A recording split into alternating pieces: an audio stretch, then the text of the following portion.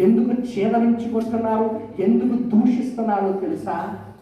వారికి క్రియలు మాత్రమే కావాలి, కానీ దేవుని మీద విశ్వాసం అనేది అక్కర్లేదు. దేవుడు ఏమని అడుగుతున్నాడు నీ దగ్గర నుంచి?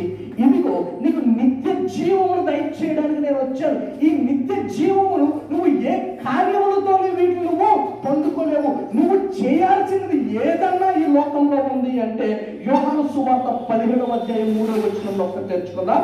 యోహాను సువార్త 17వ అధ్యాయం 3వ వచనంలో దేవుడు చాలా స్పష్టంగా చెప్తున్నాడు ఈ నిత్య జీవాన్ని ఎలాగిస్తున్నాడో. అద్వితీయ సత్యదేవుడు అయిన నిన్ను నీవు పంపిన యేసుక్రీస్తును ఎరుగుటయే నిత్య జీవము అంటున్నాడు. దేవునికి స్తోత్రం కలుగును గాక.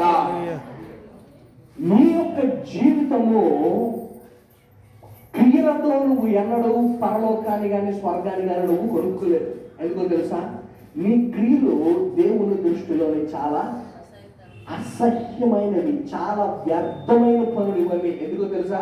నువ్వు మంచి పనులు కొన్నే చేస్తావు, కానీ నీ చెడ్డ పనులు ఏం చేస్తాయి తెలుసా? ఈ మంచి పనులన్నింటినీ రద్దు చేసేస్తున్నాయి.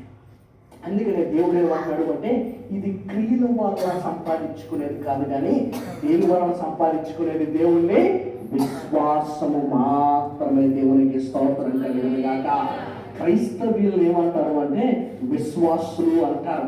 ఏంటి విశ్వసిస్తారయ్యా మీరు అంటే, ఇదిగో యేసు ప్రభువుని నమ్ముతున్నాను.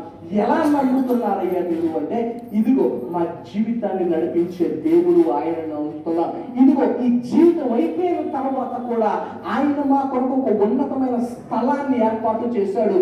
ఆ స్థలములోని, ఆ ప్రదేశంలోని నిత్యము ఆయనతో పాటు జీవించాలి, జీవిస్తామనే నమ్మకంతో మేము బ్రతుకుతున్నాం. అదే క్రీస్తుని నమ్మడం.